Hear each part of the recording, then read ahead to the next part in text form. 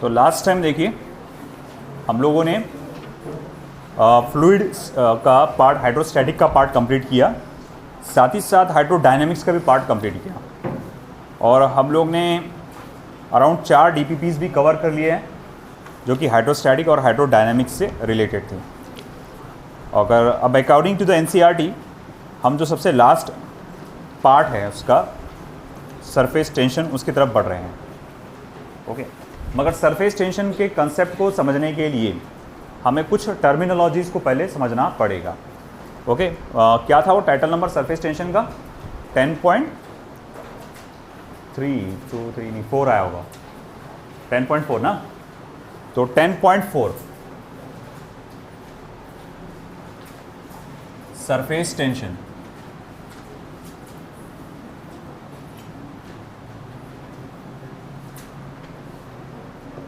और मैं कहूँगा 10.4.1 ये सरफेस टेंशन का इंट्रोडक्शन पार्ट आएगा, यानी यहाँ पर हम कुछ टर्मिनोलॉजीज़ को देखेंगे। ठीक है, अब ऐसा है, इसमें सबसे पहले जो एक टर्मिनोलॉजी मेरे सामने आ रही है वो है इंटरमॉलिक्यूलर फोर्सेस। Intermolecular forces. तो ये इंटरमॉलिक्यूलर फोर्सेस है क्या चीज़, क्या बला है ये? द फोर्स ऑफ अट्रैक्शन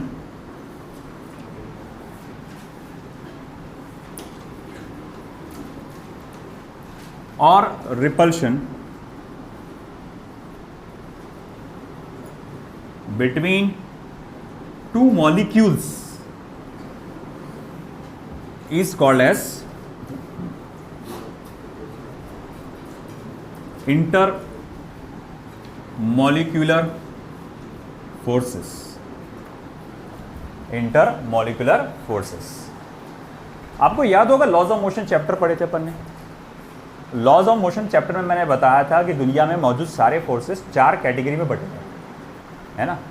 एक था आपका सबसे पहले वीक ग्रेविटेशनल फोर्स, फिर था इलेक्ट्रोमैग्नेटिक फोर्स, फिर एक स्ट्रॉन्ग न्यूक्लियर फोर्स और एक वीक न्यूक्लियर फोर्स, है ना। अब स्ट्रॉन्ग न्यूक्लियर फोर्स से रिलेटेड ये आता है एक इंटरमॉलिक्यूलर फोर्स, उसी से रिलेटेड है ये। अब जैसे कि स्ट्रॉन्ग न्यूक्लियर फोर्स एक ऐसा फोर्स है जिसको आप आगे जाके डिटेल में पढ़ेंगे, मॉडर्न फिजिक्स वाले जो पार्ट आता है आखिर में आएगा पार्ट, वो उसमें आप पढ़ेंगे। तो वहाँ आपको ये पता चलेगा ये बहुत ज़्यादा स्ट्रॉन्ग फोर्सेस होते हैं। दे एग्जिस्ट बिटवीन 2 न्यूक्लियस, है ना। अब ऐसा है कि वो फोर्स ऐसा है उसका बहुत शॉर्ट रेंज होता है, अराउंड 10⁻⁹ मीटर्स, उतने में ही होता है उसका फोर्स, उसके आगे नहीं होता। और ये फोर्स एकदम गजब का है, ये स्प्रिंग के जैसा फोर्स होता है। बोले स्प्रिंग के जैसा? जी हाँ। स्प्रिंग क्या करता, आप दबाए तो वो रिपेल करता, और आप खींचे तो अट्रैक्ट करता। तो वैसा ही ये आपका न्यूक्लियर फोर्स के जैसा इंटरमॉलिक्यूलर फोर्स होता है। एक विद इन स्मॉल रेंज, अगर मैं 10⁻⁹ मीटर का एक दायरा बना लूँ, एक इलाका बना लूँ, उसमें मौजूद ये सभी मॉलिक्यूल्स को, ये सेंटर में मौजूद मॉलिक्यूल क्या करेगा, अपनी अपनी तरफ खींचेगा, या सारे मॉलिक्यूल्स इसको अपनी तरफ खींचेंगे, है ना। और वो एक स्प्रिंग के जैसा फोर्स रहेगा। अगर वो खींचने की कोशिश करोगे तो अट्रैक्टिव फील होगा, दबाने की कोशिश करोगे तो ये रिपल्सिव फोर्स फील होगा। आई बात समझ में आपको? अब ये है इसकी जो रेंज होती है, जैसे मैंने अभी आपको बताया, रेंज, इसका जो रेंज होता है इट इज़ अराउंड 10⁻⁹ मीटर, यानी कि 1 नैनोमीटर्स की रेंज होती है। 10⁻⁹ मीटर्स। बेटा वो दरवाज़ा खोलो। 1 नैनोमीटर की इसकी क्या होती है बेटा, रेंज होती है। इससे ये पता, तो खुला आ रहे स्टूडेंट्स, इससे ये पता चलता है कि भैया इस फोर्स का जो रेंज है बहुत ज़्यादा क्या है, कम है। ओके, ठीक है। अब इंटरमॉलिक्यूलर फोर्सेस को 2 कैटेगरी में बांटा गया है। Types of intermolecular forces, types of intermolecular forces. First type cohesive force, दूसरा type adhesive force. Cohesive force, adhesive force. Cohesive force, adhesive force, ये क्या है? सबसे पहले कोहेसिव फोर्स देखेंगे। The force, the molecular force between the molecules of same kind. तो भाई simple सा लॉजिकल इसका जवाब है, दो फोर्सेस या दो मॉलिक्यूल्स के बीच का फोर्स जो सेम कैटेगरी के है। मतलब अगर मैं मान लो कि ये बीकर लेता हूं पानी का, एक पानी का मैंने छोटा सा मॉलिक्यूल ले लिया H2O, मैंने देखा कि इस इलाके में जितने भी मॉलिक्यूल्स हैं इन सब को वो अपनी तरफ खींच रहा है, या फिर ये सारे के सारे मॉलिक्यूल्स इसको अपनी तरफ खींच रहे हैं, है ना। अच्छा ठीक है, मैं ये वाले मॉलिक्यूल को पकड़ता हूँ, ये मॉलिक्यूल इसको खींच रहा है और ये मॉलिक्यूल भी उसको खींच रहा है। अच्छा, दोनों मॉलिक्यूल काय के हैं? वाटर के ही है, सेम कैटेगरी के हैं, इसीलिए हम लोग क्या बोलते हैं कि ये क्या आएगा? Cohesive force. These are the forces between the molecules of the same kind. अब adhesive force, the molecular force between the molecules of different रे किंग नहीं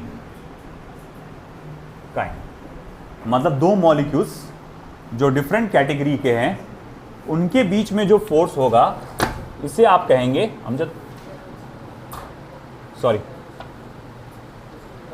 तो उसको आप क्या कहेंगे? आपका एडिसिव फोर्स। क्या मुझे आप एग्जांपल दे सकते हैं कोई एडिसिव फोर्स का?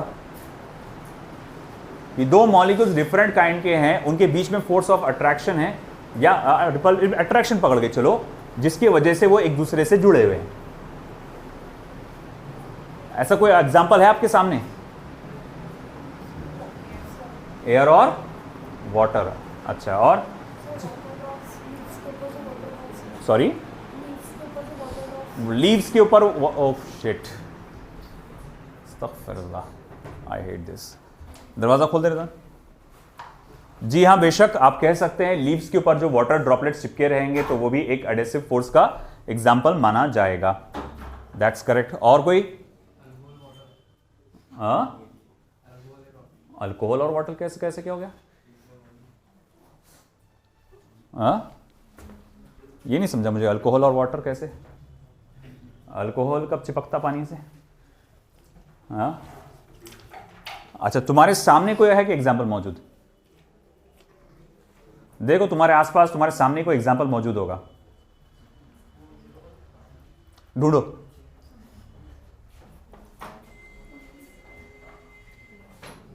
बोलो।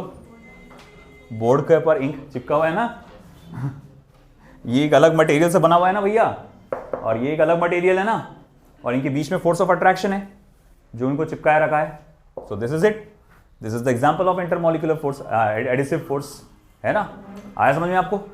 तो ये हो गया आपका, क्या आ जाएगा? Example of adhesive force. फिर आता है स्फीयर ऑफ इन्फ्लुएंस नाम का एक concept. Sphere of influence, sphere of influence. अब ये स्फीयर ऑफ इन्फ्लुएंस क्या होता है? देखो, स्फीयर तो समझ में आता है, गोले जैसा होता है ना, स्फेरिकल बॉल जैसा कुछ चीज होता है। इन्फ्लुएंस का मतलब होता है असर करना किसी चीज का। आ रहा है क्या नजर इधर से?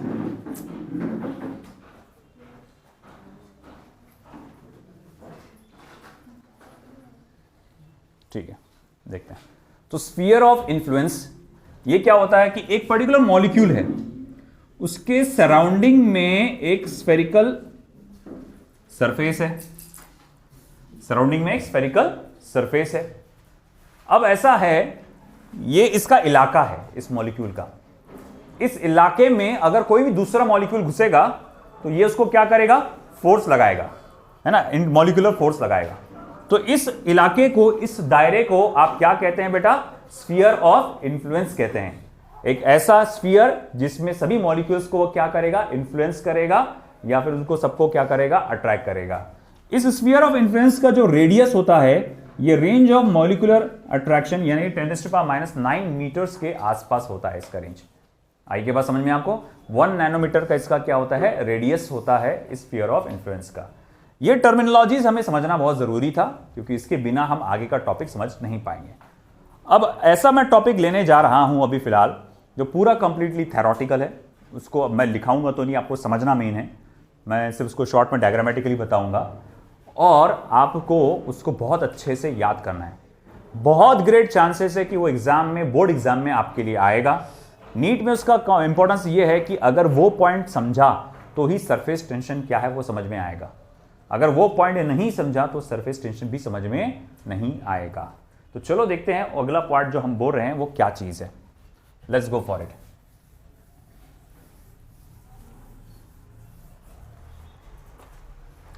तो हमारा अगला है 10.4.2 surface tension on the basis of molecular theory. मुझे अच्छे से याद है कि ये क्वेश्चन जो है मेरे टाइम 12th के बोर्ड में भी आया था, 12th बोर्ड एग्जाम में भी आया था मेरे टाइम पे भी, 2005। तो उस वक्त भी ये क्वेश्चन पूछा गया था, है ना। और मैंने लिखा था, जैसा लिखा था, है ना। अब ये क्या है, कैसा है, तो देखो। चलो हम एक पानी का बीकर इमेजिन करेंगे। सरफेस सबसे पहले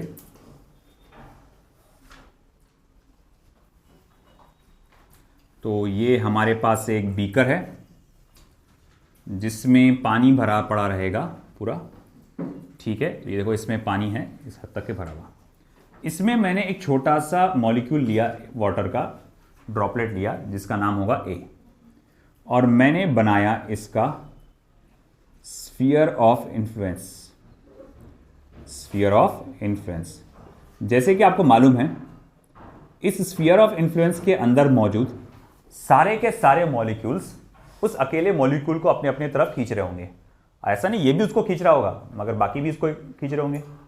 तो इस मॉलिक्यूल को चारों तरफ से, ऊपर से, नीचे से, राइट से, लेफ्ट से, तिरछा मिर्चा, आड़ा टेढ़ा, सब जगह से आपको क्या फील हो रहा होगा?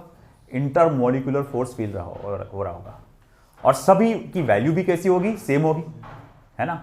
तो भाई मैं देखूंगा चारों तरफ से इसको कोहेसिव फोर्स फील हो रहा है। ये मॉलिक्यूल इधर से भी, ऊपर से भी, नीचे से भी, इधर से भी, इधर से, हर जगह से, आगे से, पीछे से, हर जगह से उसको क्या हो रहा है? फोर्स फील हो रहा है। मगर ये मॉलिक्यूल चारों तरफ से फोर्सेस से घिरा हुआ है और इक्वल अमाउंट ऑफ फोर्स लग रहा है, तो ये मॉलिक्यूल कहीं अपनी जगह से हिलता नहीं। और नेट फोर्स इसका कितना होता है? इस मॉलिक्यूल ए का नेट फोर्स कितना होगा? 0 होगा। ये बात समझ में आया आपको? इस मॉलिक्यूल का नेट फोर्स क्या होगा? 0 होगा। अब इसी तरह का एक और मॉलिक्यूल पकड़ता हूं। चलो इस मॉलिक्यूल को नाम देंगे मॉलिक्यूल बी। मैं इसका भी स्फीयर ऑफ इन्फ्लुएंस बनाऊंगा जैसे कि मैंने ये ए मॉलिक्यूल का बनाया था। जैसे कि आप देख सकते हैं इसका स्फीयर ऑफ इन्फ्लुएंस, आधा स्फीयर ऑफ इन्फ्लुएंस बाहर है और आधा स्फीयर ऑफ इन्फ्लुएंस अंदर है पानी के। अब हम कहेंगे अगर इसका आधा स्फीयर ऑफ इन्फ्लुएंस बाहर है तो मतलब एयर के मॉलिक्यूल्स भी उसको अपनी तरफ खींच रहे होंगे, जो आप बोलेंगे एडेसिव फोर्स लग रहा होगा उसको। और नीचे जो पानी के मॉलिक्यूल्स हैं वो भी इसको अपनी तरफ खींच रहे होंगे, है ना। बिल्कुल सही बात है, वो पानी के मॉलिक्यूल्स भी इसको अपनी तरफ खींच रहे होंगे। बोले एयर के मॉलिक्यूल्स भी अपनी तरफ खींच रहे होंगे, मगर एयर की डेंसिटी आपके पानी की डेंसिटी से 1000 गुना कम है। 1000 गुना कम है। यानी यहां पर अगर 1000 लोग हैं खींचने वाले, 1000 मॉलिक्यूल्स है, तो यहां सिर्फ एक मॉलिक्यूल है। तो मैं कहूंगा कि यहां जो आप जब खाली जगह बता रहा हूं जहां पर एयर के मॉलिक्यूल्स है, नो डाउट वो भी उसको अपनी तरफ खींच रहे होंगे। मतलब इतने छटक फुटक एक आध दो मॉलिक्यूल का क्या फर्क पड़ेगा इसके पर? कोई असर पड़ेगा क्या? है? आप ऐसा इमेजिन कर लो कि कोई एक चीज है ना, रस्सी से बांध के सबको दिया मैंने, ये लो बेटा जाओ सब अपनी अपनी तरफ खींचो। तो आप मान लो कि ये लाइन से सब लोग एक एक रस्सी पकड़ के बैठे, आप लोग और खींच रहे हो इसको अपनी तरफ, है ना। और मैं बोलूंगा ठीक है अमजद तू इधर बैठ, अपना काम कर मैं बोला अमजद तू देख यहां से रस्सी को खींच, है ना। अब बताओ आप सबके फोर्सेस के मुकाबले, इधर से अमजद ने पकड़ा, इधर से मैंने पकड़ा, अब मैंने पकड़ लिया भैया तो ज्यादा हो सकता है तो अब ऐसा है कि हम दोनों ने पकड़ के इधर से खींचे, कोई फर्क पड़ेगा क्या? है? नहीं। आप कितने सारे फोर्सेस में से हमारा फोर्स कोई काम करें तो नहीं के बराबर है। तो वही पॉइंट यहां पर आता है कि ये मॉलिक्यूल्स जो कि एयर में हैं, इसके ऊपर जो एडेसिव फोर्स लगा रहे होंगे वो नेग्लिजिबल होगा। तो मारो गोली उस फोर्स को, उसका कोई लेना देना नहीं, क्योंकि उनकी क्वांटिटी कैसी है? बहुत कम है। तो अपन फोकस करेंगे इसके ऊपर। तो तुमको क्या लगता है कि ये फोर्स अभी बैलेंस है क्या? नहीं, इस फोर्स का प्रभाव, उस फोर्स का असर नीचे की तरफ पड़ेगा, है ना। मॉलिक्यूल को लगातार नीचे के तरफ ऐसा लगेगा कोई खींच रहा है, लगातार उसको डाउनवर्ड फोर्स फील होता रहेगा, उसको लगातार क्या करना पड़ेगा? डाउनवर्ड फोर्स फील होता रहेगा, और उसको अपने आप को उस जगह पे मेंटेन करने के लिए स्ट्रगल करना पड़ेगा, मेहनत करना पड़ेगी। जैसे फॉर एग्जाम्पल मान लो कि तुम छत से लटके हुए हो, छत से लटके हुए हो ऐसा दीवार के सहारे जैसा, अब तुम्हारे पैर पे आकर और कोई लटक गया, है ना, तुमको लगातार क्या फील होगा? Downward force. तुमको अपने आप को उस जगह पे बरकरार रखने के लिए क्या करना पड़ेगा? अपनी मेहनत करना पड़ेगा ना, वर्क करना पड़ेगा ना, ऐसा हाथ कांपेंगे आपकी, है ना। तो भाई अब ऐसा है कि आपको लगातार आपको पुलिंग फोर्स फील हो रहा है नीचे, ऐसा लग रहा है कोई खींच रहा है, खींच रहा है, खींच रहा है, मगर आप अपने आप को मेंटेन कर रख रहे हो उस जगह पे। तो डाउनवर्ड फोर्स को आप क्या मेंटेन करके रख रहे, तो ये कहूंगा मैं कि ये बी मॉलिक्यूल क्या कर रहा है? ये परफॉर्म कर रहा है वर्क। क्यों वर्क परफॉर्म कर रहा है? To maintain its position. अच्छा ठीक है, ठीक है। फिर मैंने देखा एक और ऐसा ही मॉलिक्यूल पकड़ा मैंने, है ना, सी मॉलिक्यूल। देखो ए मॉलिक्यूल पूरा काफी अंदर तक था, पूरा का पूरा स्फीयर ऑफ इन्फ्लुएंस पानी के अंदर आ गया था, आधा स्फीयर ऑफ इन्फ्लुएंस पानी के बाहर गया था।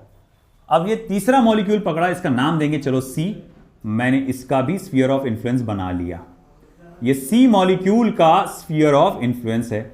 मैं देखता हूं इस स्फीयर ऑफ इन्फ्लुएंस का ज्यादातर हिस्सा पानी के अंदर है, मगर थोड़ा सा हिस्सा पानी के बाहर भी है। फिर वही बात लागू, जो हिस्सा पानी के बाहर है वहां पर क्या है? उसके अंदर एयर मॉलिक्यूल्स, और वो एयर मॉलिक्यूल्स गिनती चुनती की एयर मॉलिक्यूल्स है, इतने से है वो बस एयर मॉलिक्यूल्स जिनका कोई काम नहीं, है ना। अब इतने से एयर मॉलिक्यूल्स जो उसके ऊपर एडेसिव फोर्स लगा रहे होंगे, इन सारे कोहेसिव फोर्स के मुकाबले वो कैसा होगा? जरा सा ही होगा, तो जिसको आप क्या कर सकते हैं? निगलेक्ट कर सकते। तो मैं फोकस करूंगा सिर्फ इस पर लगने वाले सारे के सारे कोहेसिव फोर्सेस पे।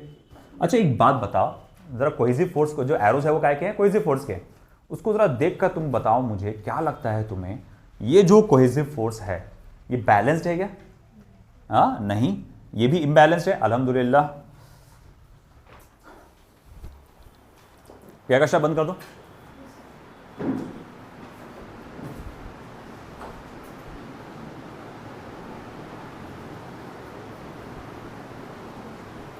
तो ये भी सारे के सारे फोर्सेस इम्बैलेंस्ड है ना।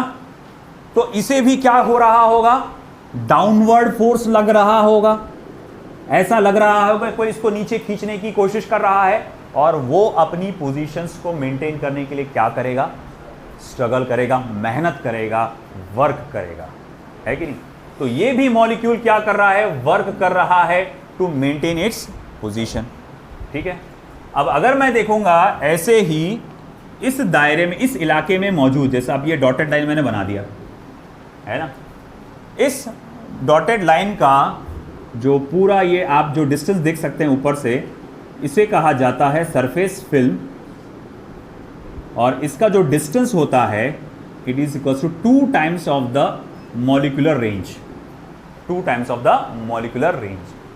और ऐसा है कि इस डॉटेड लाइन के ऊपर यानी सरफेस फिल्म में मौजूद हर एक मॉलिक्यूल को क्या हो रहा होगा? नीचे की तरफ डाउनवर्ड फोर्स लग रहा होगा। अब अगर वो नीचे की तरफ डाउनवर्ड फोर्स लग रहा होगा तो ये अपनी पोजीशन को मेंटेन करने के लिए क्या कर रहे होंगे? स्ट्रगल कर रहे होंगे, वर्क कर रहे होंगे। अच्छा, ऐसा बिहेवियर कहां होता है कि लगातार इनको नीचे की तरफ किया जाए? अच्छा एक बात बताओ मुझे, मान लो इस लेयर में तकरीबन 100 मॉलिक्यूल्स हैं, इस लेयर में 100 मॉलिक्यूल्स हैं, तो डाउनवर्ड फोर्स क्या कर रहा है? इन 100 मॉलिक्यूल्स को अंदर खींचने की कोशिश कर रहा है ना। मान लो इस सरफेस पे 100 मॉलिक्यूल है, डाउनवर्ड फोर्स ने एक मॉलिक्यूल खींच लिया, अब ऊपर कितने मॉलिक्यूल्स बचे? 99। मान लो 10 मॉलिक्यूल्स को डाउनवर्ड फोर्स ने नीचे खींच लिया, तो ऊपर कितने मॉलिक्यूल्स बचे? 90। मान लो डाउनवर्ड फोर्स ने 20 मॉलिक्यूल्स को नीचे खींच लिया, अब मुझे बताओ कितने मॉलिक्यूल्स बचे? 80। अब आप क्या नोटिस करें? लगातार ऊपर जो सरफेस पे नंबर ऑफ मॉलिक्यूल्स थे उनकी क्वांटिटी क्या हो रही, कम होते चले जा रही। अब अगर उनकी क्वांटिटी कम होते जा रही, मतलब मैं ये भी कह सकता ना कि सरफेस एरिया कम होते जा रहा, क्योंकि उसी सरफेस इन मॉलिक्यूल से तो मिला था बन के मिलकर, सॉरी इन मॉलिक्यूल से ही तो मिलकर बना था सरफेस एरिया, सरफेस बना था। और आप एक एक करके मॉलिक्यूल्स को क्या कर रहे हैं, नीचे खींचते जा रहे हैं। तो हो क्या रहा है, सरफेस कम हो रहा है ना। अब मगर मॉलिक्यूल्स इस चीज़ को लेकर फाइट कर रहे हैं, वो स्ट्रगल कर रहे हैं, वो वर्क कर रहे हैं, वो सारी साजिश चल रही है उनके सरफेस एरिया को कम करने की। मगर ये पूरी मेहनत करके क्या कर रहे हैं, अपने सरफेस एरिया को कम होने नहीं दे रहे, बल्कि जैसे ही मौका मिलता है, जैसे ही मौका मिलता है ये अपने सरफेस एरिया को बढ़ा भी देते हैं। बोले कैसे, मान लो कि मैंने क्या किया कि भैया ये एक और कंटेनर जोड़ दिया और ये सामने से एक सेक्शन हटा दिया, तो पानी फैल जाएगा, ऊपर से सरफेस एरिया बढ़ जाएगा। तो ये मॉलिक्यूल्स तो क्या कोशिश कर रहे हैं कि हम सरफेस एरिया ज़्यादा से ज़्यादा बढ़ा सकें, और डाउनवर्ड फोर्स बाकी के सारे फोर्सेस क्या कर रहे हैं, उनको नीचे खींचे, टांगा खींचने के काम कर रहे हैं। और ये अपने आप को क्या कर रहे हैं बेटा, अपने आप को उस जगह पे मेंटेन कर रहे हैं। तो क्या मैं उसको ऐसा बोल सकता हूं कि जो सरफेस फिल्म के सारे मॉलिक्यूल्स हैं वो सरफेस एरिया बढ़ाने में मेहनत कर रहे हैं, या सरफेस एरिया बढ़ाने का काम कर रहे हैं? बने ना सर, बढ़ाने का क्या, मेंटेन करने का काम कर रहे हैं ना। बेटा एक बहुत अच्छी कहावत है ना, money saved today, money saved today is money earned tomorrow. ये सुने कि नहीं, है ना। आज के दिन बचाया हुआ पैसा इज इक्विवेलेंट है कल के दिन आप जो पैसा कमा रहे हैं उसके। मान लो आप धड़ल्ले से खर्च कर रहे हैं, आप मान लो महीने के 50,000 रुपये कमा रहे, धड़ल्ले से बोले क्या महीने के आखिरी तक 50,000 खत्म, बोले हो गया खत्म, उड़ा दिया हमने इधर उधर, है ना। तो अब भैया ये आपको जाहिर बात है गरीबी की तरफ ही ले जाएगा। मगर आप भाई ठीक है, आप 50,000 कमा रहे हैं, उसमें से 20,000 आप क्या कर रहे हैं, आप अपने यूज़ में ला रहे हैं, 30,000 की सेविंग कर रहे हैं, सेव कर रहे हैं ना, बचा रहे ना। जो जितना खर्च हो रहा था उसको खर्च होने से बचा रहे हो, तो ये पाइल ऑन होते जाएगा और ये तकरीबन आपका प्रॉफिट है, जो आपका इनकम है, जो आपका जो भी कहा जाएगा आपकी प्रॉपर्टी है, वो बढ़ते चले जाएगी इससे। तो इसीलिए कहा जाता है आज के टाइम में आप जो सेव कर रहे हैं वो इस बराबर है कि आप जो अर्न कर रहे हैं टुमारो। तो वैसे ही ये अपने सरफेस एरिया को कम करने से बचा रहा है, जैसे पैसा कम वेस्ट करने से आप बचाते हैं, ये सरफेस एरिया को कम करने से बचा रहा है। तो इसको इक्विवेलेंट माना जाएगा सरफेस एरिया बढ़ाने के, है कि नहीं। तो हम कहेंगे ये जो मॉलिक्यूल्स है ये लगातार स्ट्रगल कर रहे हैं अपने सरफेस एरिया को बढ़ाने के लिए, चलो मेंटेन करने के लिए। अब मैं बोलूँगा ऐसा बिहेवियर कौन करता है, ऐसा बिहेवियर कौन करता है, तो ऐसा बिहेवियर करता है stretched elastic membrane, stretched elastic membrane. बोले स्ट्रेच्ड इलास्टिक मेम्ब्रेन, जी हाँ। चलिए फॉर एग्जाम्पल अगर मैं मान के चलूँ कि ठीक है अभी फ़िलहाल ये तो आपका एक सादा मतलब नैपकिन है, सादा कपड़े का बना हुआ है, just for sake of example ये किसी इलास्टिक मटेरियल से बना हुआ है, जैसा आता है ना स्ट्रेचेबल जीन्स आती है, ऐसा कुछ आता है, या सब रबर का कुछ आता है मटेरियल, उससे बना हुआ है। अगर मैं ऐसा लूज रखूँगा तो इसको स्ट्रेच इलास्टिक मेम्ब्रेन बोलूँगा क्या मैं? नहीं। अगर मान लो कि मैं यहाँ पर इसको ऐसा ऐसा खींच के रखता हूँ, ऐसा खींचता हूँ इसको, और ये रबर का बना हुआ है, स्ट्रेचेबल है, तो क्या होगा, इसका सरफेस एरिया बढ़ जाएगा। अब मान के चलो ये स्ट्रेच्ड पोजीशन में है, मैं जैसे ही अपने हाथों को हटाऊंगा तो क्या होगा, वो जो सरफेस एरिया है वो क्या होगा, कम हो जाएगा। मतलब उसमें अंदर हुई पैदा फोर्सेस क्या कर रहे हैं, कोशिश सर नहीं, उसके अंदर पैदा हुए फोर्सेस उसके सरफेस एरिया को कम करने की कोशिश कर रहे हैं। मैं बढ़ा रहा हूं उसको, मगर इसके अंदर जो फोर्सेस है वो क्या कोशिश कर रहे हैं, किस चीज़ की साजिश कर रहे हैं, सरफेस एरिया को कम करने की कोशिश कर रहे हैं। मगर किसी वजह से, एक्सटर्नल फोर्सेस की वजह से या किसी वजह से ये एक स्ट्रेच्ड मेम्ब्रेन है। ये समझ में आया? यहाँ ऐसे ही साजिश कुछ यहीं चल रही है। यहाँ इनके अंदर पैदा हुआ फोर्सेस क्या कर रहे हैं, मॉलिक्यूल्स को नीचे खींचने की कोशिश कर रहे हैं, और मॉलिक्यूल्स को नीचे खींचने की कोशिश कर रहे हैं, है ना। तो उसके वजह से क्या हो रहा है, इसका सरफेस एरिया कम हो सकता है, मगर ये क्या कर रहे हैं, अपने सरफेस एरिया को कम होने से बचा रहे हैं। तो ये कैसे बिहेव कर रहे हैं, स्ट्रेच इलास्टिक मेम्ब्रेन वही करता है ना, स्ट्रेच इलास्टिक मेम्ब्रेन, वो आप स्ट्रेच करके रखे, वो अपने आप को क्या कर रहा है, कम करने से बचा रहा, सरफेस एरिया को कम होने नहीं दे रहा। अगर मैं छोड़ दूंगा तो वो सरफेस एरिया तो कम हो जाएगा, इसको इसके हाल पे छोड़ दूंगा तो क्या हो जाएगा, मॉलिक्यूल्स को अगर कमजोर कर दूंगा तो क्या हो जाएगा, सरफेस एरिया कम हो जाएगा। तो हम कहेंगे they are behaving like a stretch elastic membrane. और यही बात को, इसी कंसेप्ट को कहा गया है सरफेस टेंशन। इसी कंसेप्ट को कहा गया है सरफेस टेंशन। ये हम प्रैक्टिकली देख सकते हैं काफ़ी जगह पे। जैसे कि फॉर एग्जांपल पानी में कहीं पे एक स्टेगनेंट वाटर पड़ा हुआ है, पानी पड़ा हुआ है, कहीं पॉन्ड है पड़ा हुआ, आप उस पर देख सकते हैं मकड़ी वकड़ी जो रहती है, मॉस्किटोज जो उसके ऊपर चलते हैं, है ना, आराम से उस लेयर पे चल जाते हैं। क्यों? क्योंकि उनके लिए पानी का सरफेस टेंशन ज़्यादा है उनकी बॉडी के कंपैरिजन में, तो वो इजीली जा सकते हैं, क्योंकि एक स्ट्रेच इलास्टिक मेम्ब्रेन की तरह है। जैसे मैं बोलूँगा यही मामला है कि अगर मैं कोई ऑब्जेक्ट रख देता हूँ इसके ऊपर, तो ये अगर ऐसा मेम्ब्रेन है तो ये इसके ऊपर फ्लोट करेगा। स्ट्रेच इलास्टिक मेम्ब्रेन पे हल्की चीज़ को ही रखूँगा तो वो क्या करेगा? फ्लोट करेगा। और अगर ढीला छोड़ दूंगा तो अंदर सिंक हो जाएगा। देखो अंदर चला गया ना थोड़ा सा, ये तो कपड़ा है, कपड़े के अंदर थोड़ी घुसेगा आर पार हो, मगर पानी रहता तो घुस जाता हो। तो वहीं अगर पानी है तो वो क्या हो जाता है उसके अंदर, है ना, नीचे चला जाता है इसके अंदर। तो वो होता ये है कि पानी के अंदर सरफेस टेंशन होने की वजह से ही जो ये मॉस्किटोज होते हैं, स्पाइडर्स होते हैं, ये उस पर क्रॉल कर सकते हैं, पानी के सरफेस पे चल। अपन नहीं चल सकते रे बाबा, है ना, अपन चल तो नहीं सकते मगर बिना डूबे एक जगह फ्लोट कर सकते हैं। बताओ कहाँ पे? डेड सी में। डेड सी जो है इजराइल जॉर्डन वहाँ बॉर्डर पे जो सी है ना, वहाँ पर आपके 7 टाइम्स बोलते ज़्यादा वहाँ पर सॉल्ट वहाँ पर है। तो वहाँ का मामला ऐसा है, आप चाहकर भी डूब नहीं सकते वहाँ पे। आप कितने भी गहरे पानी में वहाँ पर छलांग मारो, आप इतनी बॉडी 1/3 बॉडी ऊपर फ्लोट करते रहेगी आपकी, है ना, आपकी उंगली इतनी ऊपर ही चलेगी। क्यों? वहाँ पर नमक बहुत ज़्यादा है उस पानी के अंदर। अब पानी में नमक बहुत ज़्यादा होने की वजह से क्या हो रहा है, सरफेस टेंशन उसका बहुत ज़्यादा है। और ये सरफेस टेंशन हमारे लाइफ के लिए भी बहुत इंपॉर्टेंट है ना। अब जगह देखो, हर कोई ये सोचता कि मेरे घर का एक झाड़ काटने से क्या हो रहा, हर कोई ये सोच के चलता है मेरे घर का, जैसे अपने घरों में नीम का झाड़ होगा किसी ज़माने से पुराना, अब बोलते यार लेडीज़ अक्सर बोलते हैं कि कचरा बहुत हो रहा, झाड़ू मारना पड़ रहा हमको, उसको काट डालो, है ना। हालांकि वो झाड़ आपको अच्छी ऑक्सीजन दे रहा था, है ना, वो आपको अच्छी छाया दे रहा था, मगर हर कोई इसी तरह से क्या हो रहा है कि अपने घरों के झाड़ को, आसपास के झाड़ को ज़री ज़री बातों पे काटते रहते हैं। अब उससे क्या हो रहा है कि हमारा डिफॉरेस्टेशन बड़े पैमाने पे हो रहा है। उससे क्या हो रहा है, ग्रीन हाउस इफेक्ट पे बहुत बड़ा असर पड़ रहा है और हमारा टेम्परेचर जो है बहुत ख़तरनाक बढ़ते जा रहा है। अभी आप कल ही की बात ले लो, कल अराउंड 41 डिग्री सेल्सियस टेम्परेचर पहुँच चुका था, है ना। और अभी तो मतलब अप्रैल शुरू भी नहीं हुआ और अभी 41 पे आ चुका है मार्च के महीने में। तो अभी अप्रैल बाकी है, मई बाकी है, उसमें क्या हाल होगा वो सोचो। अब उसका देखो, सारी चीज़ों का दोष देखा जाए तो हम इंसानों पर ही है, हम ही ने उसको बर्बाद किया, फिर हम ही रोते हैं ऐसा क्यों हो रहा है ना।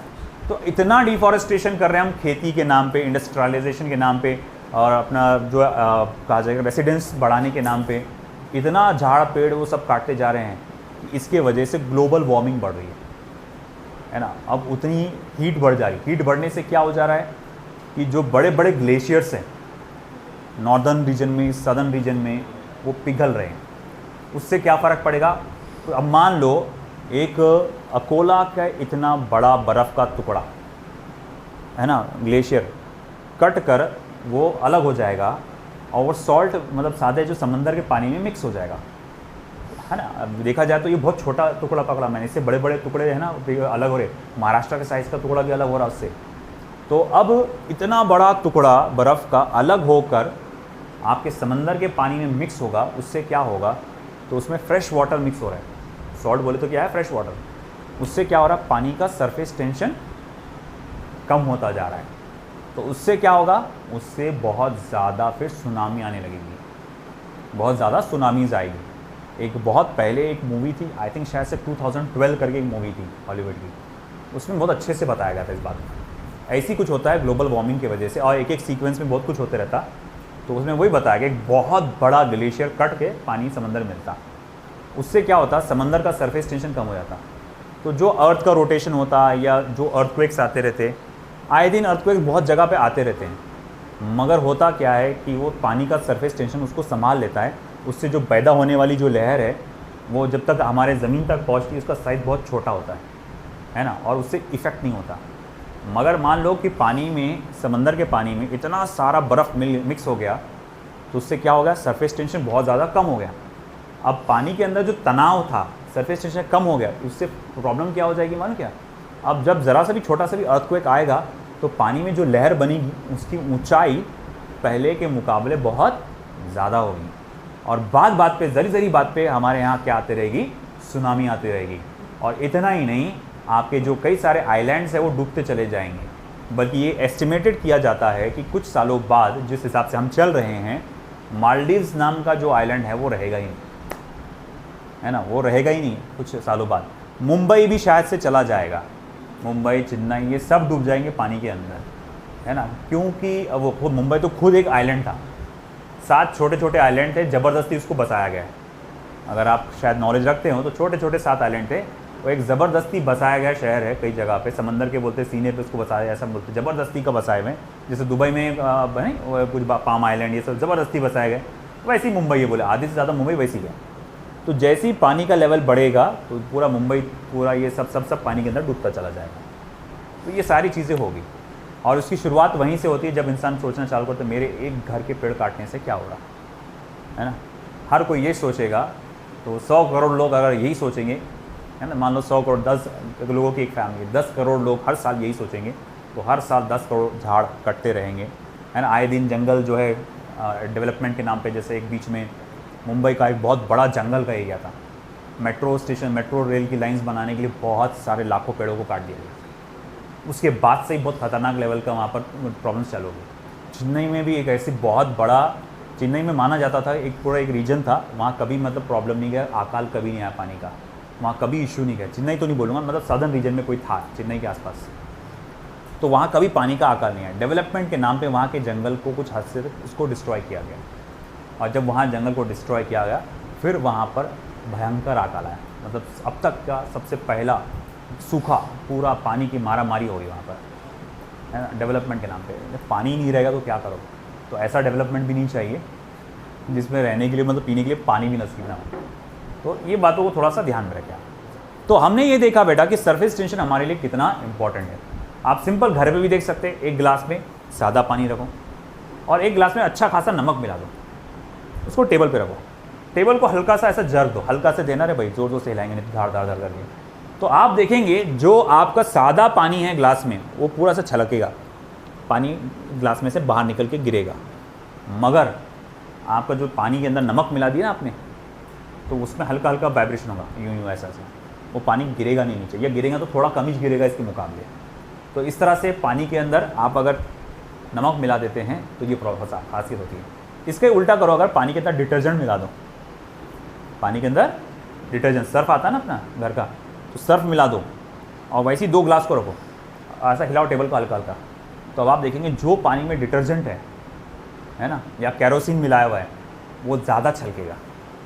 और इसीलिए बरसात के बाद एक प्रैक्टिस होती है, मतलब किया जाता है ऐसा, पहले ज़माने में करते थे कुछ लोग, या म्यूनिसिपालिटी को करना चाहिए, करते नहीं अलग बात है। जहाँ जहाँ पे भी नदी नाले, नालियाँ नहीं मतलब नाले, मतलब जो वाटर बॉडीज़ होती है, जैसे अपने यहाँ बड़ा पुल छोटा पुल करके, उसके नीचे कई सारा वाटर बॉडी रुका हुआ रहता है ना, तो एक रूल के हिसाब से करना ये चाहिए कि कम से कम वहाँ पर केरोसिन का स्प्रे करना चाहिए बरसात के बाद, सर्दी के थोड़ा सा पहले। होता नहीं है वो अलग बात है, होना चाहिए। मगर क्यों? उससे क्या होता है कि जैसा कि ये जो, मैं ज़्यादा डिटेल में तो नहीं जानता, मगर इतना बायोलॉजिकली मैं जानता हूँ कि शायद मॉस्किटो के लार्वा या कोई तो भी होते हैं जो सरफेस पे तैरते हैं, वो जो एग्स देते हैं तो वो पानी के सरफेस पे रहते हैं। जब आप उस पर स्प्रे करते हैं केरोसिन का, तो वो सरफेस टेंशन पानी का कम हो जाता है, जिससे वो लार्वास, वो एग्स पानी के अंदर डूब जाते हैं और वो प्रॉपरली हैच नहीं हो पाते। उससे मॉस्किटो की जो पॉपुलेशन है उस पर बहुत खासा इफेक्ट हो सकता है अगर ये करे तो। ये भी अपने को प्रैक्टिस करना चाहिए। मेरे घर के आसपास अगर कहीं हैं तो जैसा कीचड़ वीचड़ होता है, नाला कहीं बनता है, तो कम से कम मेरी जिम्मेदारी के साथ अगर अपन ये जाके अपन करते हैं तो उससे आपके घर पे मॉस्किटोज़ की क्वांटिटी पे, पॉपुलेशन पे फ़र्क पड़ सकता है ना। तो ये एक तरीका होता है कि सरफेस टेंशन को जानबूझ के कम किया जाता है, कुछ उसमें फॉरेन बॉडीज़ या फॉरेन चीज़ें मटेरियल डालकर। आया समझ में आपको? तो ये था सरफेस टेंशन। हमने देखा सरफेस टेंशन कैसे बना। हमने देखा कि भैया ये मॉलिक्यूल्स जो थे वाटर के, इन सब को नीचे की तरफ फोर्स फील हो रहा था, मगर अपने आप को ये मेंटेन करने के लिए उस जगह पे लगातार वर्क कर रहे थे, है ना। और इस वर्क के वजह से ही एक नई प्रॉपर्टी जनरेट हुई जिसको नाम दिया गया surface tension. Exact surface tension कैसा होता है, क्या होता है, हम थोड़ी देर में देखेंगे। मगर आप देख रहे हैं जैसा कि ये मॉलिक्यूल्स अपने सरफेस एरिया को बढ़ाने के लिए, या मैं ऐसा भी कह सकता हूँ कि सरफेस एरिया को कम होने से बचाने के लिए लगातार क्या कर रहे हैं, वर्क कर रहे हैं। और जहाँ वर्क है वहाँ क्या है, work due to conservative force है, तो वहाँ क्या है, पोटेंशियल एनर्जी है। तो मैं कहूँगा इन सभी मॉलिक्यूल्स के पास क्या है, पोटेंशियल एनर्जी है। तभी तो भैया ये लोग क्या है, अपनी पोजीशन को मेंटेन करके रख सकते हैं, है ना। अगर भाई पोटेंशियल एनर्जी ना होती तो वो वहाँ पर अपने आप को मेंटेन करके नहीं रख सकते। अब मैं क्या करता हूँ, मैं इन सभी मॉलिक्यूल्स को potential energy per unit area calculate करके देखता हूँ। तो मैं देखूंगा, अब मैं जो बताने जा रहा हूँ वो है the surface energy, potential energy per unit area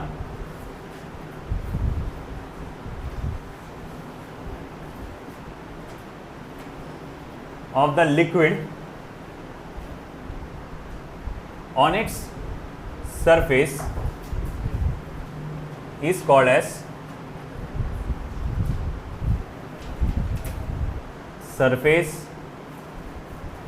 energy, is called as surface energy. Potential energy per unit area on the surface of a liquid is called as potential surface energy. अब देखो potential energy is equal to what, work done. तो मैं कहूँगा अच्छा ठीक है, छोटा सा एरिया पकड़ा, ये मॉलिक्यूल्स अपने आप को उस जगह पे मेंटेन करने के लिए क्या कर रहे हैं, कितना वर्क कर रहे हैं, dW। तो मैं कहूँगा ठीक है भाई, देयरफॉर सरफेस एनर्जी क्या होगा, सरफेस एनर्जी उसका फॉर्मूला क्या आएगा, dW/dA। मतलब क्या हुआ, ये work done to increase surface area upon increase in surface area, work done to increase surface area upon increase in surface area। ये आपको कहेंगे सरफेस एनर्जी का फॉर्मूला है कि आपके जो मॉलिक्यूल्स हैं सरफेस एरिया बढ़ाने के लिए जो वर्क कर रहे हैं, तो उस वर्क को इंक्रीज इन सरफेस एरिया से डिवाइड करोगे तो वो सरफेस एनर्जी हो जाएगा। इसका एसआई यूनिट क्या होगा भैया, अरे बहुत आसान है, इसका तो जूल होता है, इसका तो मीटर स्क्वायर होता है, जूल पर मीटर स्क्वायर। अगर ऐसी बात है तो भाई ज़रा मुझे बता दो इसका डायमेंशन क्या होगा। तो बोले अरे वो तो और भी ज़्यादा आसान है, m1l0t-2। बोले ये कैसे हुआ, अरे अपना दिमाग लगाओ, जूल मंजे का है एनर्जी, जूल का डायमेंशन क्या होता है, m1l2t-2, या वर्क डन का बोलो डायमेंशन क्या होता है, m1l2t-2 अपॉन एरिया है, एरिया का डायमेंशन क्या होता है, L2, m1l2t-2 upon L2, L2 cancel हो जाएगा, L0 हो जाएगा, m1l0t-2। आया कि नहीं समझ में आपको। तो ये सरफेस एनर्जी का डायमेंशन और सरफेस उसका ऐसा है। कई बार ऐसा होता है कि सरफेस एनर्जी का डायमेंशन क्या होता है, आपसे पूछता है, आप एनर्जी वर्ड पे फोकस करते हो और आप फिर याद करते हो मेरी बहुत पुरानी बात हो, सर ने बोले थे कोई भी टाइप की एनर्जी हो तो m1l2t-2 तो बोले ये भी वही होगा। तो बेटा बिल्कुल सही, मगर ये energy per unit surface area है, energy per unit surface area है, तो इसीलिए m1l2t-2 नहीं है, ये m1l0t-2। ये जानना ज़रूरी है ना, पूछ सकता है आपसे, ठीक है।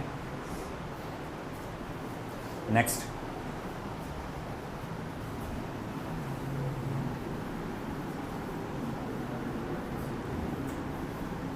तो हम जो देख रहे हैं, हम आगे बढ़ चुके हैं surface energy and surface tension पे। 10.4.3 surface energy and surface tension, उसमें सरफेस टेंशन वाला पार्ट देख रहे हैं हम। अब असल देखेंगे सरफेस टेंशन क्या होता है। देखो सरफेस टेंशन, मैंने सरफेस टेंशन को बताने के लिए, आपको सरफेस टेंशन क्या होता है ये समझाने के लिए थोड़ा सा मैंने एक एग्जांपल बताया था कि ऐसा इमेजिन करके चलो, ये इलास्टिक मेम्ब्रेन है और उससे बाहर से ऐसा स्ट्रेच कर रहा हूँ मैं, तो ये जो एक स्ट्रेच्ड इलास्टिक मेम्ब्रेन की तरह बिहेव कर रहा है ना, स्ट्रेच्ड इलास्टिक मेम्ब्रेन, और उस पर जो तनाव पैदा हो गया, सरफेस पे जो तनाव समझ में आ रहा है ना। अब जैसे ये ढीला हो गया, तनाव नहीं है, अब मेरे को अगर ये ऐसा मैं करूँगा तो अब इस पर क्या है, तनाव। तो ये जो तनाव पैदा हो गया उसी को क्या कहते हैं, सरफेस टेंशन। पानी का, लिक्विड का हर सरफेस उसको ऐसे ही कोई फोर्स फील होता है, ऐसा लगता है कि भैया कोई तो भी फोर्स है, कोई तो भी फोर्स है जो उसको ऐसा खींच रहा है, टेंजेंशियली, है ना। ऐसा फोर्स लगाया तो परपेंडिकुलर, सरफेस की तरफ ऐसा फोर्स लगाया तो टेंजेंशियल। तो कोई तो भी फोर्स है जो टेंजेंशियल ऐसा फोर्स लगा रहा है जिसकी वजह से उस पर एक तनाव जैसा पैदा हो गया, जिस पे कोई भी चीज़ चल के, कोई भी नहीं मतलब हल्की चीज़ चल के जा सकती है। तो भाई ऐसा है कि मान लो कि मैंने एक इमेजिनरी वाटर बॉडी कंसीडर कर लिया, कोई भी शेप की, है ना। आप सर्कुलर शेप भी ले सकते हैं, आप रैंडम शेप भी ले सकते हैं। जैसे नोट्स में मैंने जो बनाया वो सर्कुलर शेप बनाया है, तो चलो मैं उसके हिसाब से देख लेता हूँ कि मैंने पानी का ग्लास ले लिया, उसको ऊपर से देख रहा हूँ, मैं इसमें सरफेस टेंशन को कैसे बताऊँगा। तो मैं अभी आपको सरफेस टेंशन कैसे बता रहा था, अभी मैंने अभी लास्ट टाइम जब मॉलिक्यूलर थ्योरी बताया था, मैंने कहा था सरफेस टेंशन कैसा होता है, एक स्ट्रेच इलास्टिक मेम्ब्रेन की तरह। और जब मैं आपको ये बताने की कोशिश कर रहा था स्ट्रेच इलास्टिक मेम्ब्रेन, तो मैं क्या कर रहा था, ऐसा टेंजेंशियल फोर्स लगा रहा था ना। तो भाई होता क्या है, हम इमेजिन करते हैं कि पानी के सरफेस पे एक इमेजिनरी लाइन है, पानी के सरफेस पे एक क्या है, इमेजिनरी, रियल है क्या, हाँ इमेजिनरी लाइन है, तो जिसकी लंबाई होगी कुल मिलाकर L, जिसकी कुल मिला के लंबाई कितनी होगी L, उसको कुल मिला के दोनों तरफ से जो टेंजेंशियल फोर्स लग रहा होगा, टेंजेंशियल फोर्स जो लग रहा होगा दोनों तरफ से, तो this tangential force per unit length, इसी को कहा जाता है आपका सरफेस टेंशन। तो मैं यहाँ लिख देता हूँ उसका definition, the tangential force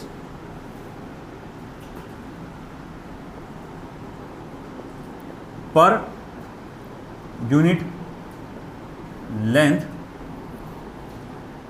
acting on the free surface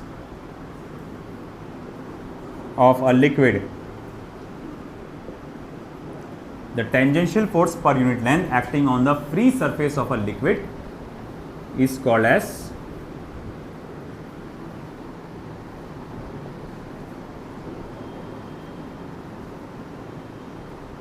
per unit length on an imaginary line on the free surface of liquid is called as surface tension। इसको हम लोग क्या कहते हैं बेटा, सरफेस टेंशन। और सरफेस टेंशन को आप ऐसे लिखेंगे F/L, tangential force per unit length. अच्छा ठीक है, इसका SI यूनिट क्या आएगा, इसका SI यूनिट आएगा न्यूटन पर मीटर। अच्छा डायमेंशन क्या आएगा, M1L0 T-2 वंस अगेन। बोले ये कैसा, अरे न्यूटन का डायमेंशन क्या होता है, M1L1 T-2 है ना।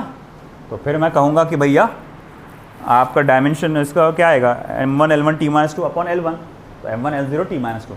तो देखने में क्या आया कि सरफेस टेंशन का और सरफेस एनर्जी का डायमेंशन कैसा आ रहा है, सेम आ रहा है ना। सरफेस टेंशन का और सरफेस एनर्जी का डायमेंशन कैसा है, सेम है। आया क्या समझ में, क्या है surface tension, the tangential force per unit length acting on an imaginary line on the free surface of a liquid, the tangential force per unit length acting on an imaginary line on the free surface of a liquid. एक ऐसा tangential force जो कि एक imaginary line पे लगता है free surface of a liquid, उसी को हम लोग क्या कहते हैं, सरफेस टेंशन। जितना जोर से ऐसा फोर्स लगेगा उतना ज़्यादा उसमें क्या आएगा, तनाव। वो टेंजेंशियल फोर्स कम होगा तो सरफेस टेंशन भी क्या हो जाएगा, कम हो जाएगा। ठीक है, फिर हमें कुछ की पॉइंट्स करें तो लिखने, ये हो गया सभी का राइट साइड। चलो 1 मिनट दे रहा हूँ, लिखो फटाफट।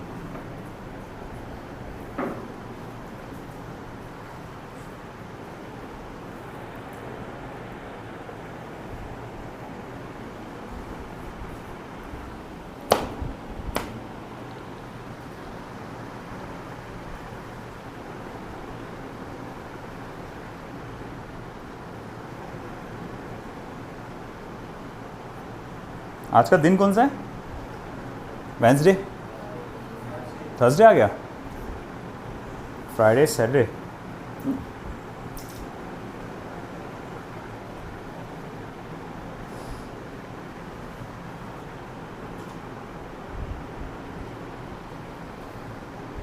Next Sunday mechanical properties of solid plus mechanical properties of fluid, दोनों पे टेस्ट रहेगा, है ना। अच्छे से प्रिपेयर करो क्योंकि टेस्ट को हैंडल करने के लिए मैं फिर से अगले संडे आऊँगा, है ना। तो अभी से इसको अच्छे से तैयारी करो।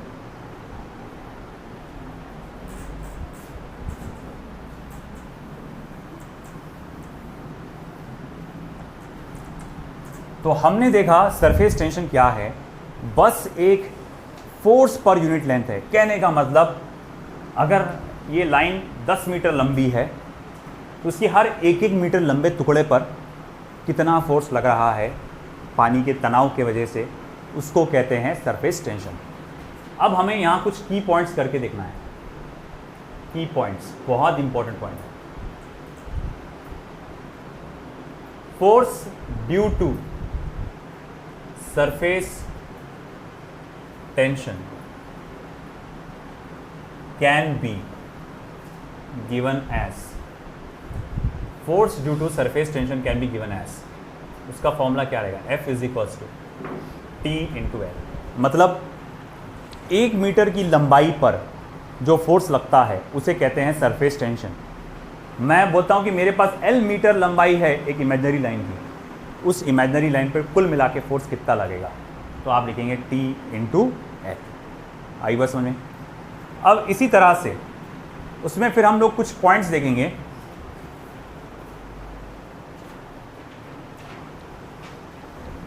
फोर्स ड्यू टू सरफेस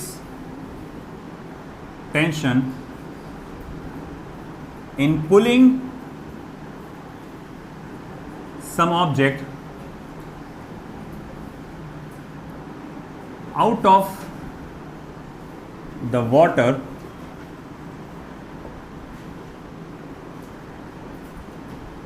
देखो कुछ चीज़ों को जब पानी से ऐसा बाहर निकालोगे, जैसे आप देखते होगे, मान लो आपने देखा पानी की टाँकी में एक प्लेट गिर गई, प्लेट सादी सी।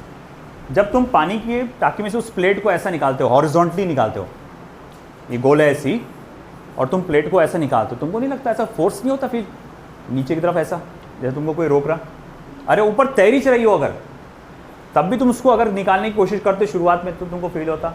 तुमने एक बार नोटिस किए होंगे, अगर पानी के अंदर कई बार ऐसा होता है कि प्लेट्स को धोए आपने एक कई सारे, और फिर बाद में एक के ऊपर एक ऐसा अरेंज करके रख दिए, और फिर बाद में जब उसको डिस्ट्रीब्यूट करने का टाइम आता है, आप उसको अलग करने की कोशिश करते हो और वो चिपक जाते हैं आपस में, है ना। तो वो भी उसी कारण से होता है, उसके बीच में क्या है, पानी है, और वो पानी ने क्या कर दिया है, force due to surface tension पैदा कर दिया है, जिसकी वजह से वो चिपक गए हैं और अलग नहीं हो रहे हैं। ऐसे ही अगर पानी में कोई पड़ी हुई रॉड है, उस रॉड को मैं बाहर निकाल रहा हूँ ऐसा पानी के अंदर से, तो उस पर भी क्या लगता है, force due to surface tension लगता है। तो हम यहाँ पर ऐसे ही कंसेप्ट के बारे में पढ़ने वाले हैं। ये सारे फॉर्मूलों का एक कलेक्शन करने वाले हैं, अलग अलग शेप के ऑब्जेक्ट्स रहेंगे, और हम देखने वाले हैं कि उन ऑब्जेक्ट्स पे force due to surface tension कैसा लगता है। जैसे फॉर एग्जांपल एक यूनिफॉर्म रॉड, एक यूनिफॉर्म रॉड, देखो ये एक यूनिफॉर्म रॉड है जो मान लो फिलहाल पानी में पड़ी हुई है, और मुझे उस रॉड को बाहर निकालना है। तो जब मैं उस रॉड को बाहर निकालना चाहता हूं, तो वो पानी की लेयर जो रॉड के इस किनारे से है, वो उसके ऊपर फोर्स लगाएगी, force due to surface tension लगाएगी इस तरह से। साथ ही साथ वो पानी की लेयर जो रॉड के इस किनारे पे है, तो वो भी उस पर फोर्स लगाएगी इस तरह से। मान लो रॉड की लंबाई L है और सरफेस टेंशन T है, तो force due to surface tension कितना रहेगा, it will be 2 times of TL। बोले 2 टाइम्स ऑफ TL ऐसे कैसे, एक ही तो होगा, नहीं बेटा, यहाँ सिर्फ एक इमेजिनरी लाइन थी, ये रॉड नहीं था, ये क्या थी, इमेजिनरी लाइन थी, और उस पर जो force due to surface tension लग रहा था वो था फोर्स ड्यू टू सरफेस जो टेंशन लग रहा था F इक्वल्स टू TL लग रहा था। मैं बताओ यहाँ मुझे कितनी लाइंस बनाना पड़ी, 2 लाइन बनाना पड़ी ना, ये एक लाइन, ये दूसरी लाइन, इस एक लाइन पे कितना लगेगा F, ये एक लाइन पे कितना लगेगा, तो एक लाइन पे लगेगा F इक्वल्स टू TL।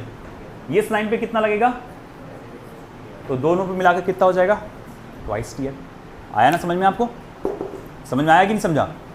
तो रॉड के मामले में जब भी कोई रॉड को, नीडल को, किसी भी लंबी सी चीज़ को जब आप ऐसे बाहर निकालते हैं तो उसके अंदर force due to surface tension क्या होगा, ट्वाइस TL। ठीक है, फिर अगला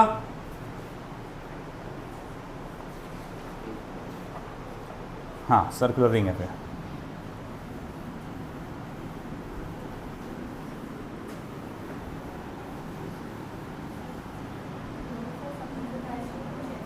नहीं, वो वैसा नहीं है, क्योंकि ये फोर्स अपन ऊपर की तरफ निकाल रहे हैं, ऊपर खींचते वक्त कितने लग रहे हैं। अगर ये आप बोलेंगे ये इधर जा रहा क्या, हाँ, अगर मैं बोलूँगा हॉरिजॉन्टली कितना फोर्स लग रहा है, ऐसा इस तरह मूवमेंट के लिए, जैसे ये रॉड है, आप इसको ऐसा लगा रहे, खींच के निकाल रहे, तो ये इसको ऐसा पकड़ के खींच रहा, ये भी इसको खींच रहा, और आप जो बोल रहे हैं कि ये जो आप कैलकुलेट कर रहे हैं सरफेस टेंशन देख रहे हैं कि 1 मीटर पे कितना सरफेस टेंशन लग रहा, कैपेबिलिटी, 1 मीटर पे कितना लग रहा कैपेबिलिटी। अच्छा, फिर L मीटर्स पे कितना लगेगा, तो TL। तो सरफेस टेंशन एक स्केलर क्वांटिटी है, वो वेक्टर क्वांटिटी नहीं है। सरफेस टेंशन एक क्या है, स्केलर क्वांटिटी है, वो वेक्टर क्वांटिटी नहीं है। तो आप जो बोल रहे ये, तो ये देखो ये सरफेस टेंशन है, और ये 1 मीटर की लंबाई पे कितना सरफेस टेंशन है, और ये L मीटर्स की लंबाई पे कितना सरफेस टेंशन है, उसको कहा गया force due to surface tension. Force due to, ये सादा वाला फोर्स नहीं है, ये है force due to surface tension. ये एक स्केलर क्वांटिटी आएगी, है ना, इसीलिए आपको ऐड करना है। Second, uniform ring, uniform thin ring. देखो बेटा, मैंने एक पतली सी बारीक सी यूनिफॉर्म थिन रिंग ले लिया। ओके भाई, पतली सी रिंग एक,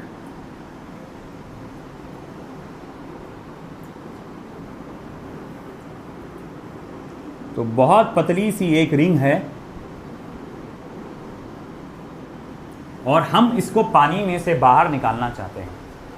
इस रिंग का रेडियस स्मॉल r है, तो इसको force due to surface tension कितना लगेगा। तो मैं बोलूँगा देखो, ये रिंग के अंदर जो पानी की लेयर उसको लगी हुई है, ये जो रिंग के अंदर जो पानी की लेयर है, ये इसको force due to surface tension लगा रहा होगा और उसे ऊपर जाने से रोक रहा होगा। इसी तरह से ऊपर की भी एक लेयर होगी पानी की,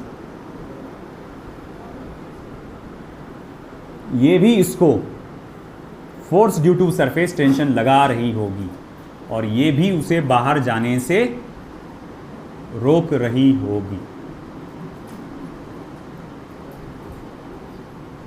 ठीक है, अब मैं बोलूँगा मुझे कुल मिला के force due to surface tension कितना आएगा। फिर मैं बोलूँगा अंदर की लेयर पे कितना आएगा, तो बोले T इंटू L, T, और ये अंदर की लेयर की लंबाई।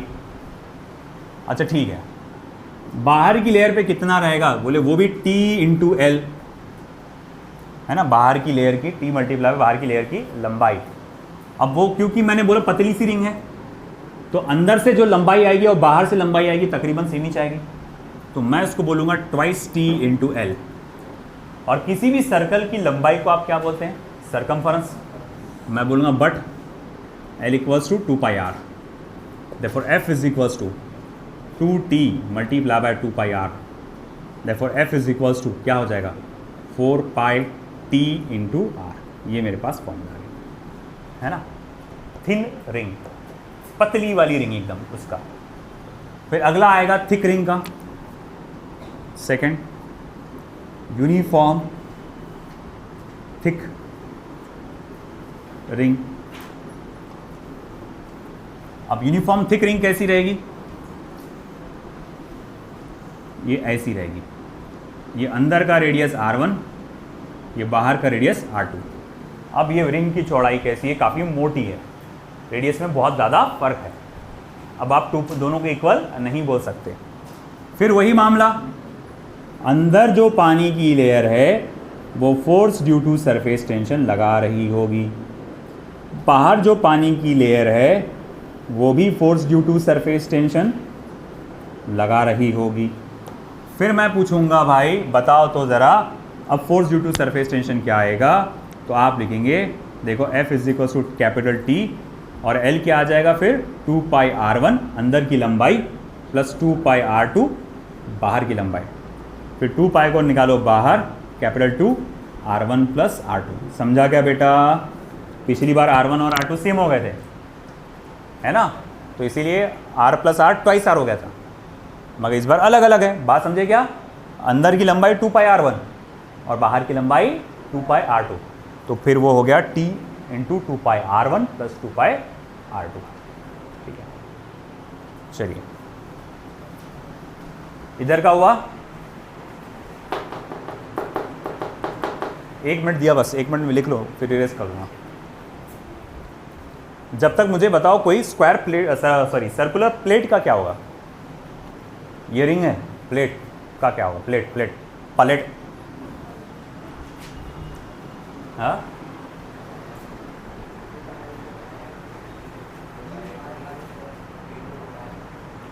T इंटू 2 पाई R, सिंपल, एक ही लाइन है ना उसकी बाहर की, अंदर तो मटेरियल है, पानी आ ही नहीं सकता अंदर। मतलब ऐसा है, अब अगर मैं कहूँ तीसरा जो है यूनिफॉर्म सर्कुलर प्लेट, तो उस पर force due to surface tension कितना आएगा? अब सर्कुलर प्लेट है जो अंदर भरा हुआ है मटेरियल से, कोई मटेरियल होगा यहाँ पर, लोहे स्टील की प्लेट होगी तो स्टील होगा, है ना, लोहे की होगी तो लोहा होगा, लकड़ी की होगी तो लकड़ा होगा। तो अब ऐसा है, इसको जो पानी का जो लेयर है वो सिर्फ बाहर से जुड़ेगा इसके साथ। अब पानी का लेयर सिर्फ बाहर से जुड़ेगा इसके साथ, इसीलिए सिर्फ बाहर की तरफ force due to surface tension लगेगा, है ना।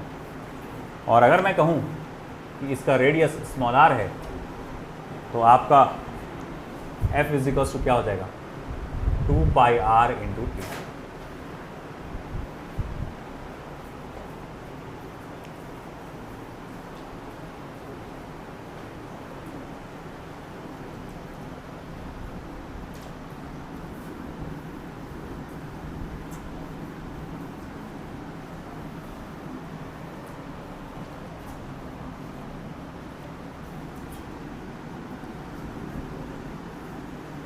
Square frame,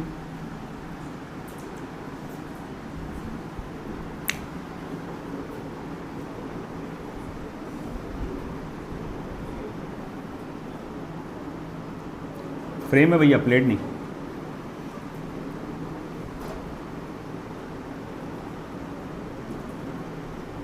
of side L, देखते हैं कौन पहचानता है। ये स्क्वायर फ्रेम है, उस पर कितना लगेगा?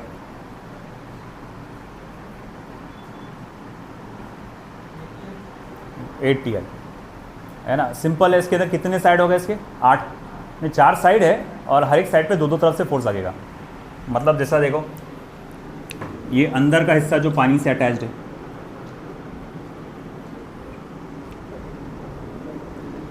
इस पर इस पर इस पर इस पर, बाहर का हिस्सा जो पानी से अटैच्ड है,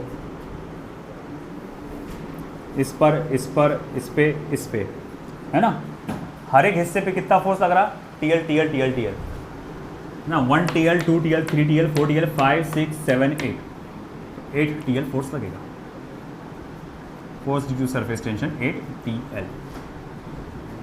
अच्छा ठीक है, स्क्वायर प्लेट,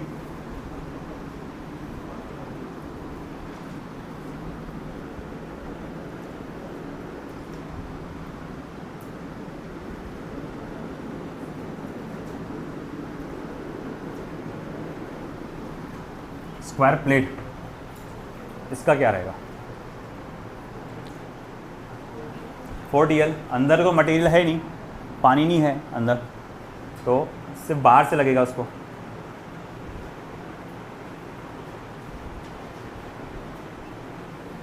सिर्फ बाहर से जो पानी की लेयर है बस वही फोर्स लगाएगी, तो ये हो जाएगा 4TL।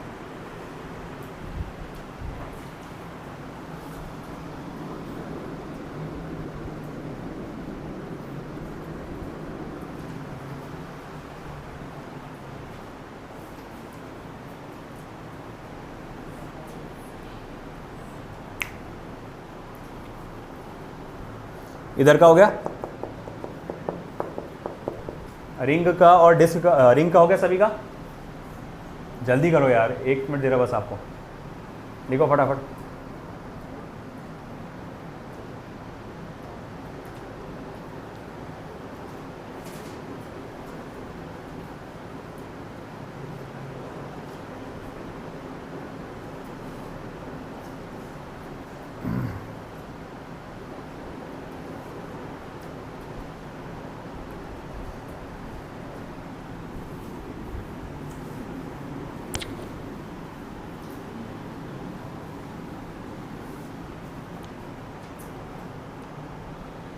चलिए, रेक्टेंगुलर फ्रेम,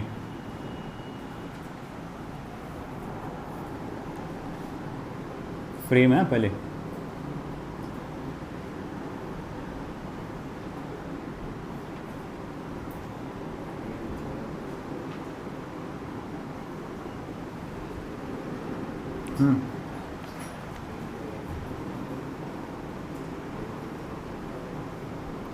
सोचो और बताओ। 8L 8TL प्लस बी हो रहा है क्या? 4TL plus B, 4TL plus B, 4L आएंगे। जैसा कैसे देखो, ये L की एक लाइन और ये बाहर से एक लाइन, इस पे लगेगा TL, इस पे भी लगेगा TL। इसी तरह यहाँ से भी एक लाइन और यहाँ से भी एक लाइन, इस पे TL, इस पे भी TL। ये अंदर से एक लाइन, इस पे लग रहा TB, इस पे लग रहा TB। ये वाली लाइन इस पे लगेगा TB और यहाँ वाली लाइन पे भी क्या लगेगा? TB। तो मैं यहाँ लिखूँगा, यहाँ पर रेक्टेंगुलर फ्रेम में कितना आएगा? 4TL plus 4TB।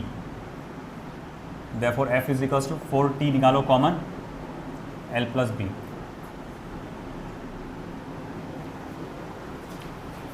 फिर लास्ट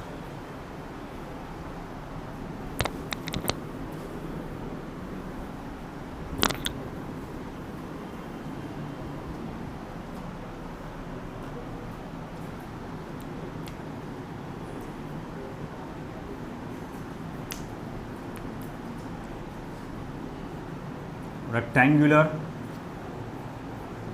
प्लेट,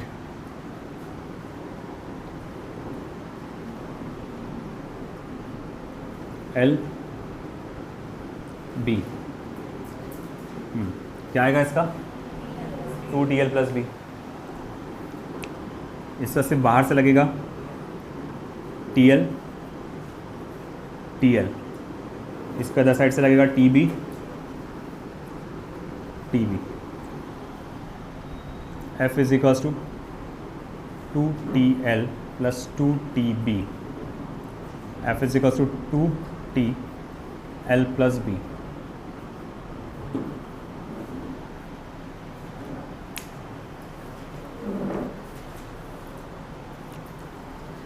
आया समझ में?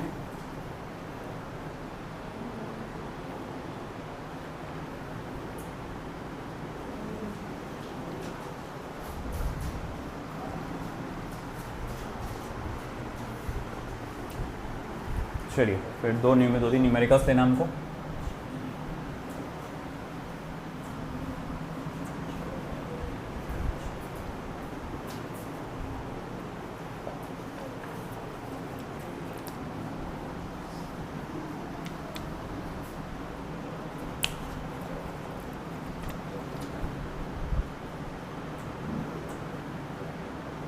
Calculate the force required to remove a needle of length 5 centimeter from water, bracket में surface tension of water is equals to 0.075 newton per metre. क्या लगता है? नीडल कौन सा है? रॉड के जैसा होता है ना इसका स्ट्रक्चर। तो रॉड पर कितना फोर्स लग रहा था सरफेस टेंशन की वजह से? देखो रॉड पे कितना लगा था, 2 TL लगा था ना। सॉल्यूशन में जाएंगे हम, F इक्वल्स टू 2 TL, तो फिर 2 टाइम्स ऑफ 0.075, लेंथ है 5 सेंटीमीटर यानी 5 इंटू 10⁻⁻², 2 5 are 10, तो 0.75 इंटू 10⁻⁻², या 7.5 इंटू 10⁻³ न्यूटन। ये हो गया फोर्स, है ना।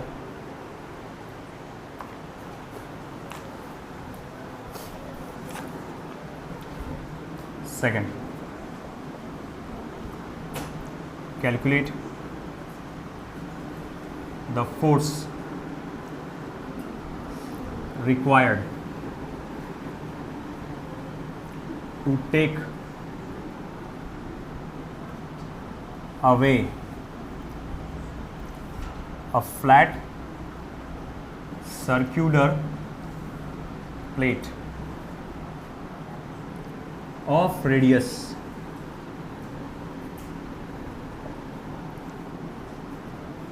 0.01 meter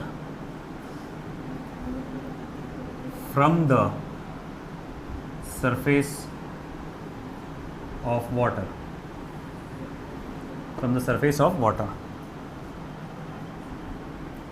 surface tension of water is 0.075 newton per metre. अब किसकी बात की है इसने? प्लेट को बाहर निकालने के लिए कितना करना पड़ेगा, फोर्स लगाना पड़ेगा। तो भाई प्लेट का क्या फॉर्मूला है ज़रा बताएंगे आप मुझे? बोलो। 2 पाई आर इंटू टी, तो 2 into pi r into T यानी 2 इंटू 3.14 इंटू आर। रेडियस कितना दिया हुआ है? 0.01 यानी 10⁻⁻², और सरफेस टेंशन 0.075। चलिए बताइए मुझे, कैलकुलेट करके कितना आ रहा हूँ? 0.075 मल्टीप्लाई बाय 3.14, बल्कि 6.28 मल्टीप्लाई बाय 0.075। करो सॉल्व।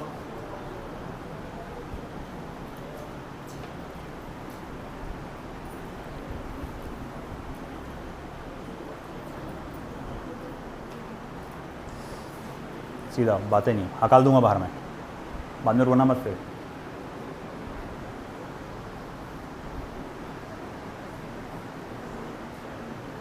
क्या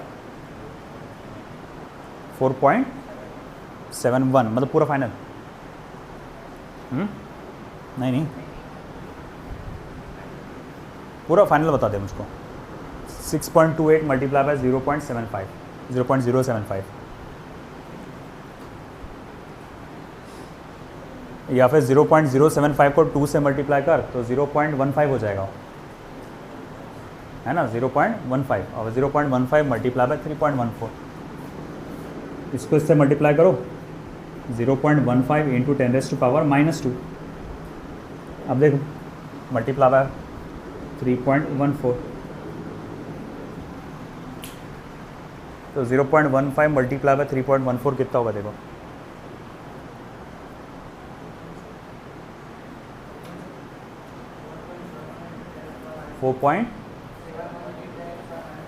-3, वही बता मुझको, -3 के -2 है, -3 आएगा बराबर 4.71 इंटू 10⁻³ न्यूटन, ये आ रहा ना।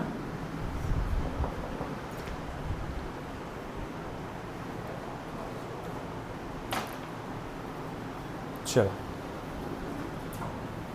फिर आखिरी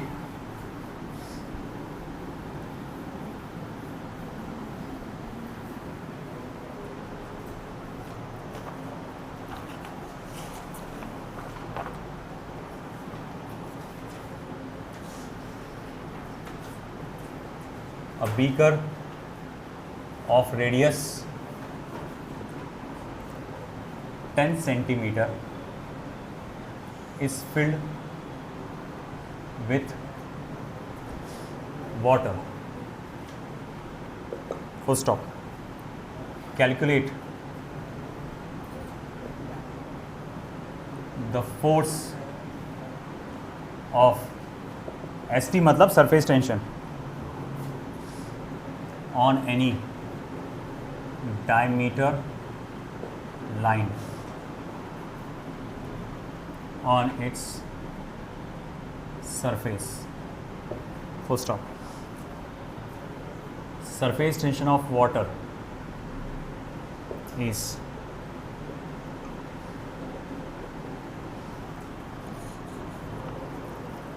अब कोई ऑब्जेक्ट नहीं है, इमेजिनरी लाइन पे निकालना है। मैं ये बीकर को ऊपर से देख रहा हूँ, इसका रेडियस कितना बताया है 10 सेंटीमीटर। अब अगर इसका रेडियस 10 सेंटीमीटर है तो पूरा डायमीटर कितने का हो जाएगा 20 सेंटीमीटर का। तो वो जो इमेजिनरी लाइन है वो कितने की हो जाएगी 20 सेंटीमीटर की हो जाएगी। तो मैं कहूँगा ठीक है भाई, फिर force due to surface tension क्या हो जाएगा T/L। T कितना है आपका 0.075, L कितना है 20 सेंटीमीटर, या 2 × 20 × 10⁻², ये हो जाएगा 1.5 × 10⁻², है ना न्यूटन। That's it.